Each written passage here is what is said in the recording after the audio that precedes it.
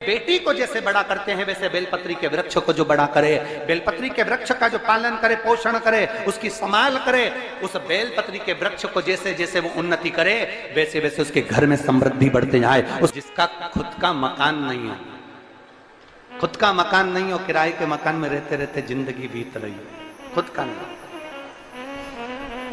और बहुत दुख का जीवन चल रहा हो, बहुत कष्ट का जीवन, बहुत अपना खुद का कोई मकान नहीं, मान लो प्लाट है पर मकान बन नहीं रहा, या कोई प्रॉपर्टी अपनी नहीं बन rही, तो हम इस व्यासपीठ से कहना चाहेंगे कि एक प्रयोग अवश्य करिएगा, एक प्रयोग अवश्य। अपने आसपास के 5-6 बेलपत्र के वृक्ष देख लीजिए, अपने आसपास के नजदीक के 5-6 बेलपत्र के बड़े बड़े वृक्ष देख लो या छोटे वृक्ष देख लो, उन 5-6 वृक्ष को धीरे धीरे उनकी सेवा करना प्रारंभ करो, उन वृक्षों को बड़ा करना प्रारंभ करो, उन वृक्ष के नीचे सफाई करना प्रारंभ करो, उन वृक्ष को जल देना प्रारंभ करो, उन वृक्ष को आप खाद देना प्रारंभ करो, उन वृक्ष की सेवा संभाल करना प्रारंभ कर दो, उस वृक्ष के नीचे बुआरी काटना प्रारंभ कर दो, झाड़ू लगाना प्रारंभ कर दो, उस वृक्ष के नीचे सफाई करना प्रारंभ कर दो। उस बेलपत्री के 5-6-7 वृक्ष को आप गोद ले लो। गोद लेना मतलब मैं इसकी सेवा करूंगा, मैं इसमें जल दूंगा, मैं इसके खाद दूंगा, मैं इसकी सेवा करूंगा, कुछ मत करो, बस केवल इस शरीर से उस बेलपत्र के वृक्ष की सेवा करना रोज प्रारंभ कर दो। 6 महीना इंतजार करना और 6 महीना लगातार सेवा करना, 7वां महीना आपका और हमारा, और बताना कि भोलेनाथ ने प्रॉपर्टी दिलाई कि नहीं दिलाई और आगे बढ़ाया।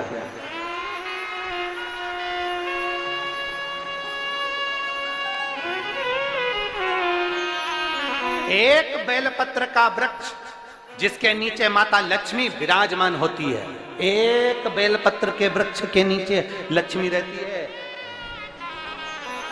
दुनिया के लोग कहते हैं लक्ष्मी जी का दिन कौन सा है, बोलो जम के जल्दी से। शुक्रवार। दुनिया के लोग कहते हैं लक्ष्मी जी का दिन शुक्रवार है, पर माता लक्ष्मी से पूछा जाए कि तुम्हारी माता ख्याति देवी नारायण भगवान के साथ तुम्हारी शादी नहीं कर रही थी, शंकर को लक्ष्मी दे रही थी, तब तुमने भगवान शंकर से विनती करी, भोले बाबा मैं नारायण से प्रेम करती हूँ, भगवान नारायण से मेरा विवाह हो।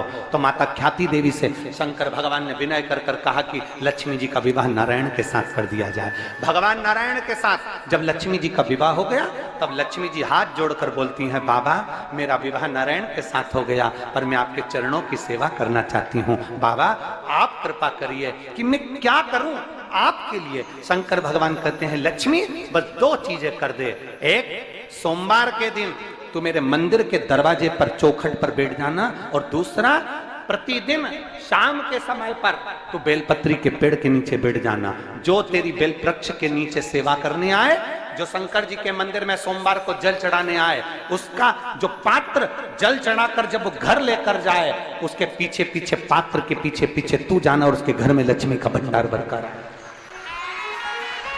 लक्ष्मी बेलपत्र के वृक्ष के नीचे तू विराजमान हो जा, उस बेलपत्र के वृक्ष के नीचे जो बुआरी लगाए, सेवा करे, चाकरी करे, एक बेटी को जैसे बड़ा करते हैं वैसे बेलपत्री के वृक्ष को जो बड़ा करे, बेलपत्री के वृक्ष का जो पालन करे, पोषण करे, उसकी संभाल करे, उस बेलपत्री के वृक्ष को जैसे जैसे वो उन्नति करे वैसे वैसे उसके घर में समृद्धि बढ़ते जाए, उसके घर में वैभव बढ़ते जाए। ये शंकर भगवान माता लक्ष्मी से करे, भगवान शिव माता लक्ष्मी से करे। तो भस्म, अगर शिव के मंदिर में भस्म मिल जाए, शंकर पर चढ़ी हुई भस्म अगर मिल जाए तो, और अगर भस्म ना मिले ना, तो शंकर के जो मिले तो इस जलाधारी पर अपना हाथ स्पर्श कर कर अपने तन पर उसको लगाकर जरूर आ। भस्म, एक शंकर पर चढ़ा हुआ जल, दूसरे नंबर पर है शंकर पर चढ़ी हुई भस्म, ये 2 स्पर्श जरूर, स्पर्श। एक भस्म का एक बड़ा सुंदर चरित्र आता है। दूसरा, जिस भूमि पर बैठकर कथा सुनो उसकी रज को अपने मस्तक पर थोड़ा सा लगाकर अवश्य जाओ, तो जीवन का एक आनंद है। और शंकर के मंदिर में जाओ तो दो चीजें अवश्य लेकर आओ। पहला, शंकर जी पे चढ़ा हुआ, जम के बोलो, जल अवश्य लेकर आओ, क्योंकि जब तुम जल लेकर आते हो, पात्र लेकर आते हो, तो मेरा महादेव लक्ष्मी जी को तुम्हारे पीछे पीछे तुम्हारे घर तक भेज देगा। चढ़ी हुई बेलपत्र मत खाओ, लोग कहेंगे शंकर पर चढ़ा हुआ ये मत पाओ।